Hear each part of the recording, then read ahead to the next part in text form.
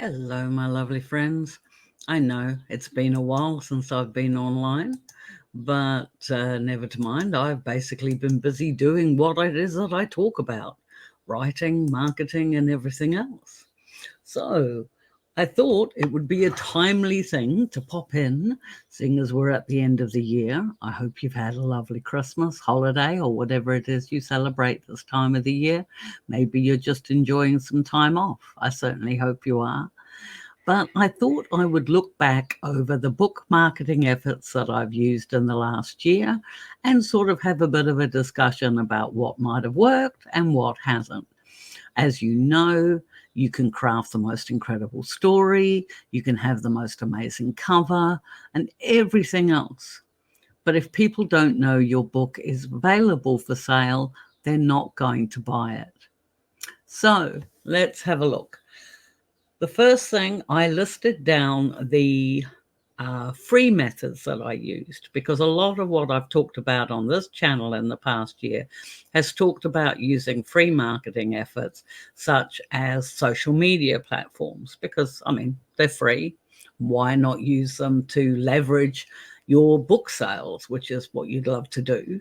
So I am on, at present day, I'm on Facebook, Instagram, MeWe, X/Twitter, TikTok, YouTube, and Pinterest.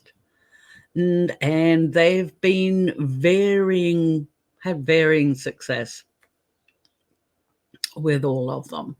Now, on my Facebook space, I think I've mentioned before, I have three like spaces. I have my private reader group, I have my author page, and I also have my personal profile.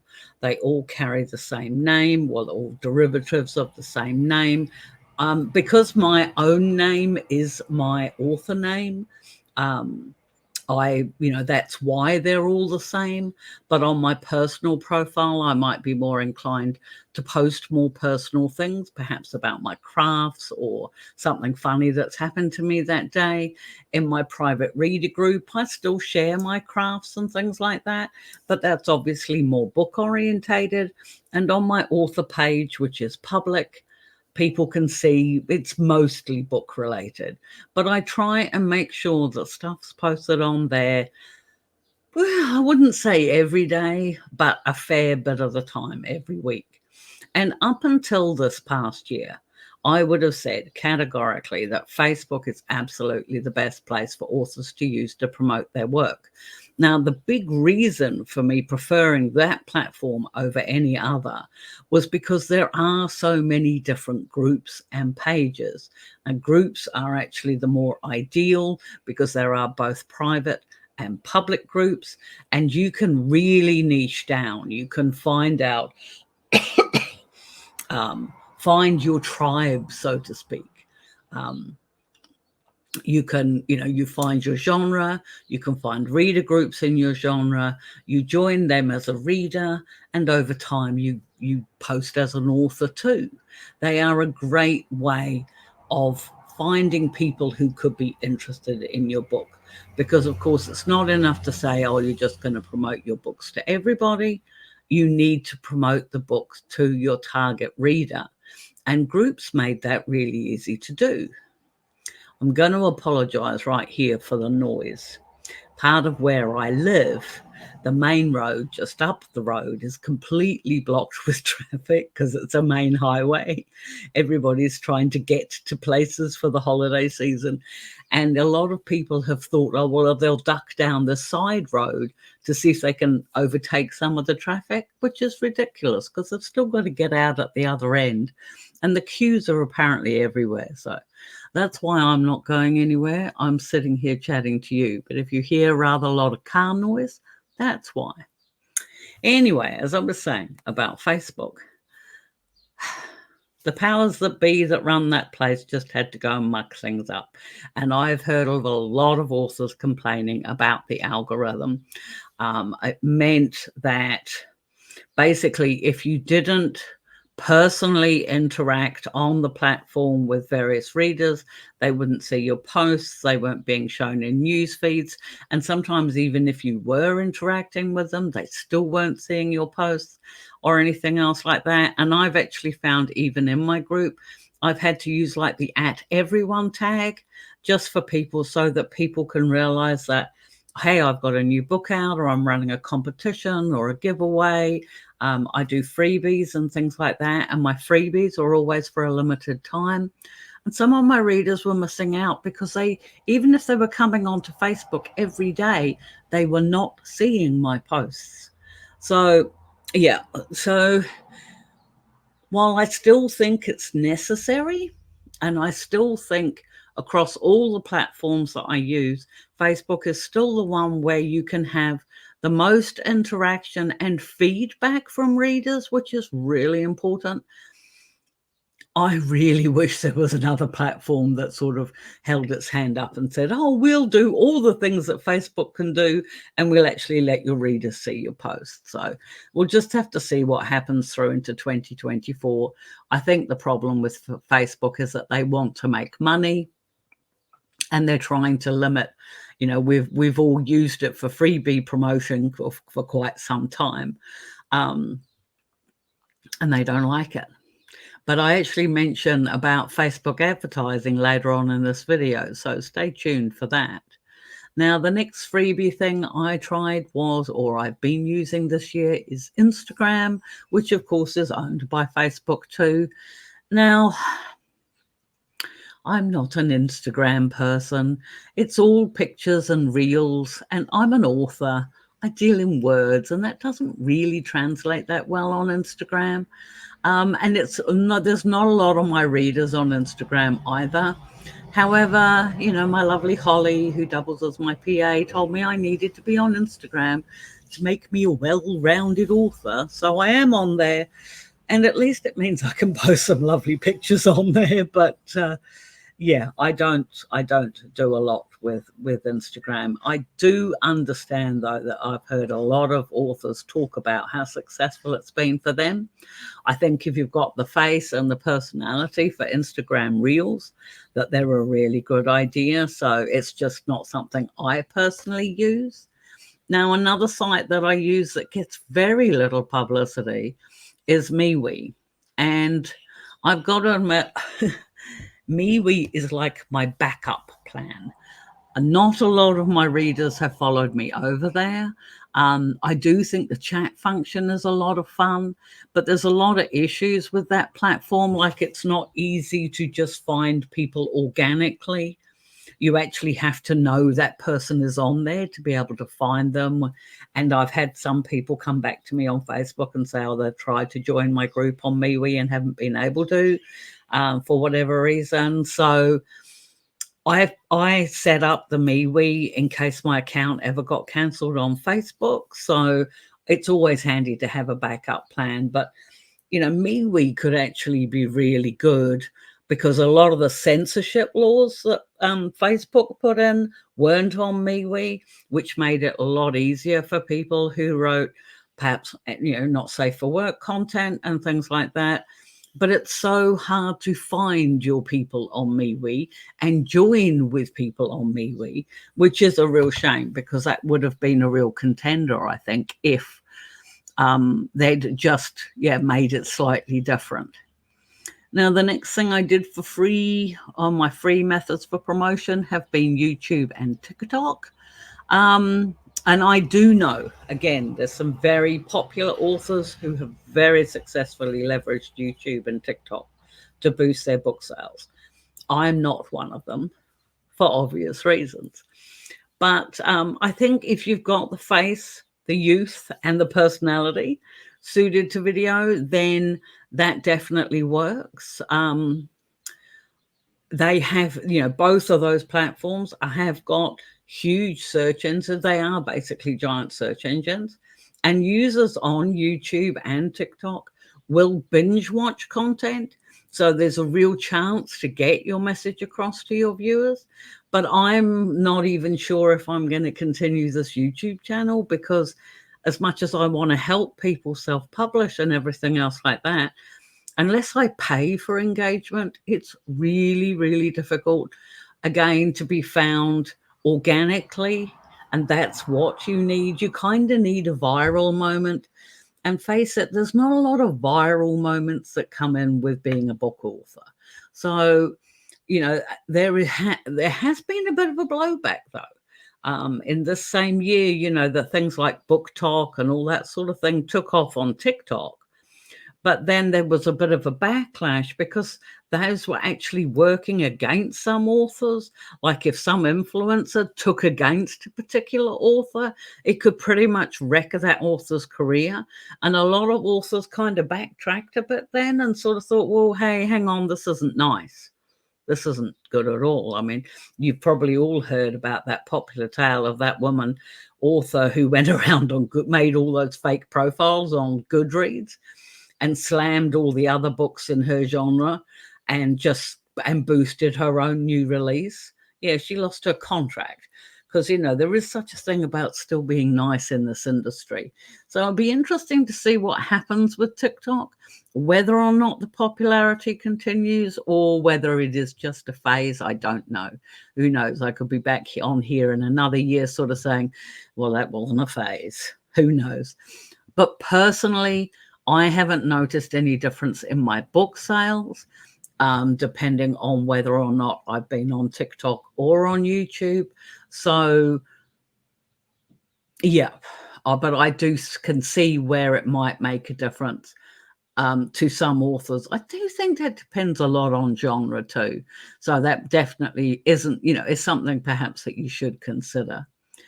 I'm also on Pinterest, which is an interesting little platform. I've considered it a bit of a silent sleeper. I mean, Pinterest shot to fame because it was where people could plan their weddings, set up boards and all those things. And a lot of authors use the boards to find pictures for world building and character pics and all sorts of things.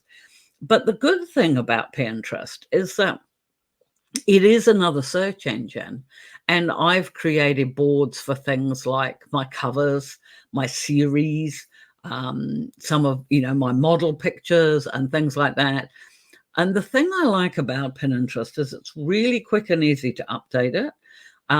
It does allow me to include links, which is something, for example, TikTok's not a fan of doing. So I think as more and more people start to see that Pinterest isn't just where you go to plan your wedding, I think there will be more use because it does rank in the top 10 search engines in the whole of the world.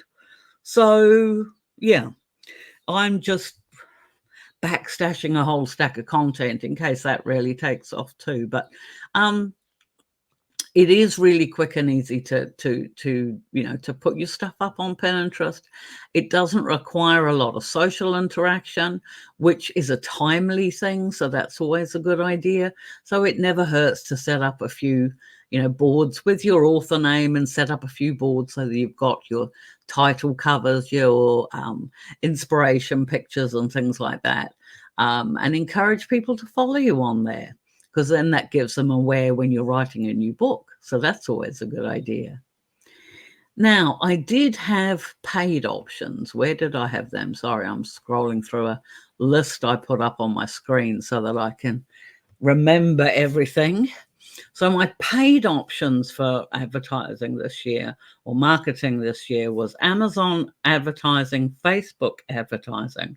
I was part of the Magic Missive this year, which was a year-long event that we all chipped in on to help pay for promotion. I was part of the Fater's Mates Anthology, which was a 3-month event that we all chipped in on to help pay for the cover and things like that. I also paid for my personal blog, the hosting and domain name. It is crucial you have some piece of internet real estate that you have control over. So I pay for my own hosting and domain name there. I also pay for my newsletter, which is done through Mad Mimi. And I think because I have over 1,000 subscribers, that does cost me about 40 odd bucks a month. So I might look at doing something a bit cheaper this next year going forward. But it works. So I also did a blog tour and some blog advertising through other people's blogs, paying for advertising spots on other people's blogs, which is something that I do. I do regularly. The thing is that probably the two biggest things that impacted my sales this year was being part of Magic Missive and being part of the Fated Mates anthology. Now, the Fated Mates anthology gave me the opportunity for me to have, like a 30,000 word story in amongst so many other big names in my genre. And the really neat thing about this, like the money that was raised for those book sales, all went to charity, which was really cool. That's why we were doing it. We allowed the Fated Mates group had our rights to our stories to sell them for 3 months, and then we got our rights back. But what was really good was that all of the participating authors were all promoting this one thing. These two, it was actually, it turned out to be 2 books because we'd all written so much. But it was such a big push. And to be, one of the many author names that were in this event was a huge deal. I mean, that sort of promotion is priceless. And the same applied for the Magic Missive. That involved giving a story away for free for 2 weeks. But then, of course, you can sell it afterwards, which I fully intend to do. But you chipped in there just to help out with promotion and everything else. I think that cost me about 30 or 50 bucks. I'm not quite sure. I can't remember now because I paid for that last year. But every 2 weeks when the email came out with the link where, readers could download a free copy of the book, they also had spaces in that newsletter where you could promote your next new release. And you're on your targeted market. And honestly, if you get the chance to participate in anything like that, you might think, oh, well, why should I write a story for free? Because you're not writing it for free. You are actually making it for benefit. You are writing the story for name recognition, to be part of a collective thing in your genre, which is always a good idea. Plus which, both the story that I wrote for the Magic Missive and the story for the Fated Mates anthologies are going to be my new releases in January on Amazon. It's not like, just because you've written it for free, so long as you make it clear in the blurb when you put it up on your sales page that these have been available in another format before, then there's no harm for you to put them up for sale either. So no, it is a really, really good idea. I also did, as I say, I did a blog tour this year, but this year I did a 14-day blog tour for a series.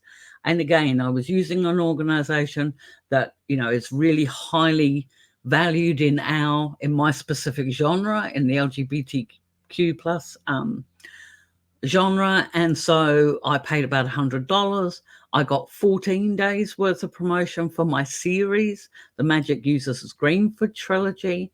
And again, it's all to do with brand recognition, and it was letting readers know that that series was now finished. So that was also a really good idea. And finally, with the paid Amazon and Facebook advertising, I've got to admit, I'm in a bit 2 minds. I don't mind Amazon ads at all. I always opt for cost per click adverts. That way I know for a fact that if I only have to pay if somebody clicks through my link onto my sales page. So at least I know they've seen my sales page. If you do CPM, cost per impression, it's a lot less expensive, but you've got no guarantee who your ad's being seen to and whether or not those people are even interested in your book or genre. So by focusing on the cost per click, while it's a little bit more expensive, if I run a $100 campaign to do that, I do get sales out of it, and Amazon's very good at recording how many sales I get. I usually break even, which is fine.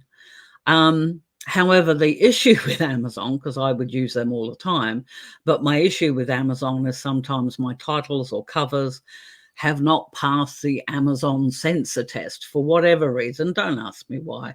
I still don't understand why they wouldn't let me advertise Article of Lies, but apparently it's a cultural reference in the United States that I know nothing about.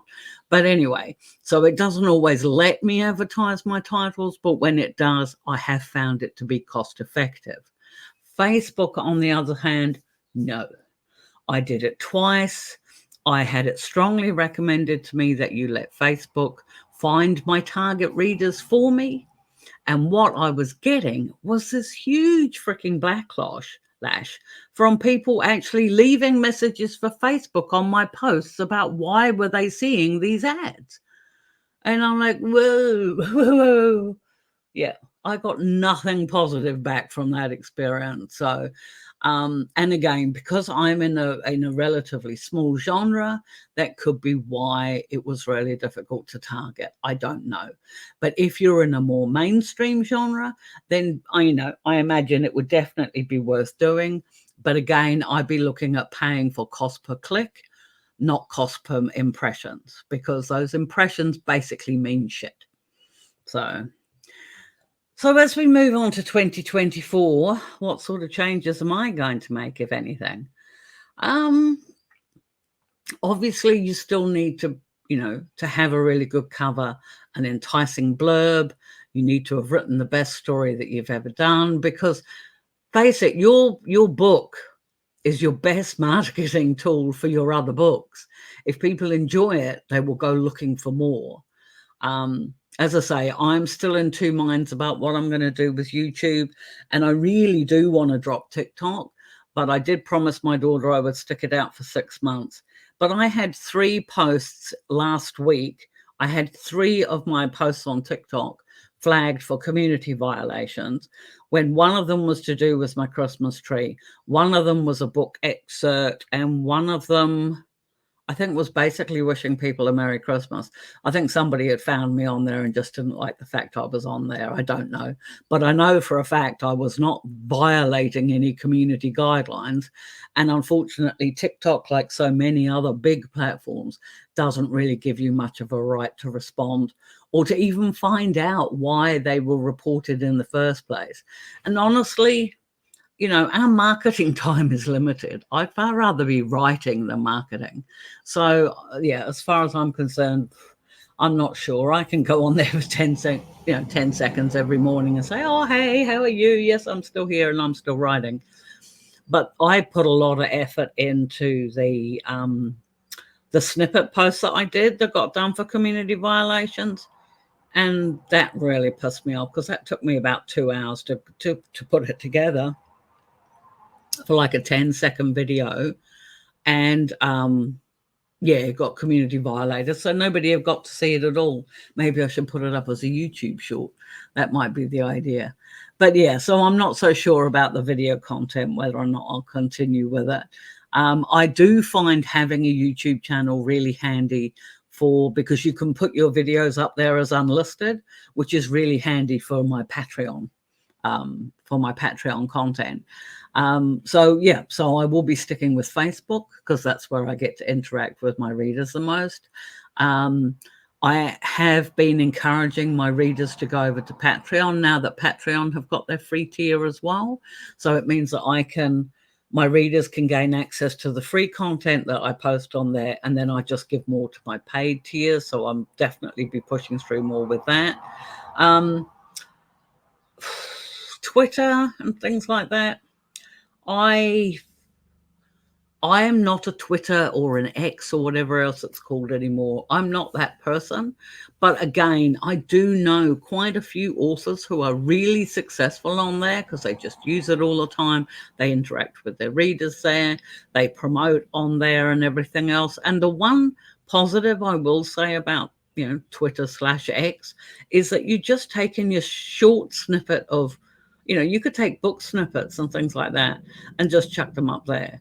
And seeing as you can do that with a link, that's really not a bad idea. So, yeah, I definitely wouldn't discount that. And finally, I suppose, as I say, your books are the best form of marketing that you have. Can I ask you, you know how you put author links in your book? Please don't put them at the front of your book. Put them at the back.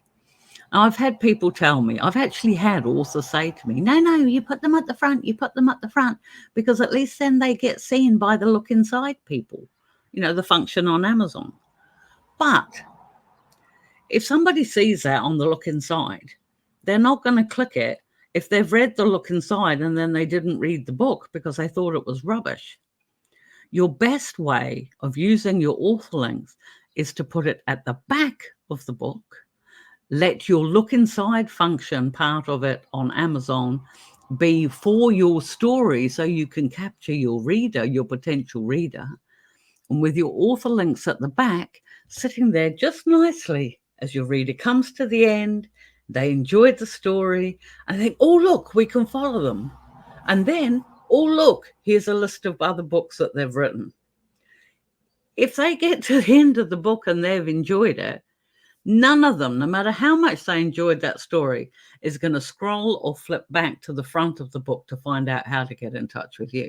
So please put your author links at the back of the book, not the front. And secondly, I would also suggest readers really love to help the authors they enjoy reading. So don't feel shy about asking your readers for a review. They can rate it or review it. It doesn't really matter. But a good review of your book is worth, well, I would say millions. It's a priceless thing when it comes to book promotion, because readers are quite happy to listen to other readers when they see the books that they enjoy. So don't be afraid, again, at the back of your book, to ask your readers to leave you a review at their place of purchase. So that's it, my friends. It is now coming. Today is actually, I am taping this on the 28th of December. We are coming up to the end of the year. It has been an interesting 2023, I think I'll say. And I'm not 100% certain what 2024 will bring from a global perspective. But I know that for myself, we just keep our head down and a bum up. We just keep on writing and we keep on marketing. And because if nothing else, it is a fun occupation. If you have any questions or anything at all, please don't hesitate to put them in the comment below. If you haven't been here before and you've just stumbled across my videos, please hit the like and subscribe button, because that's always appreciated. I am going to try probably into the next couple of months to see if I can get some organic engagement from YouTube. I'm not, I've put so much into it already. I'm not sure I'm ready to give up yet. But if there are other topics that you want me to cover, please drop them in the comments below as well. I promise you, I respond to every comment. Thank you so much. I wish you all the best for 2024. And as always, my dear friends, I've got to find the right button. Hug the ones you love. We'll see you next year.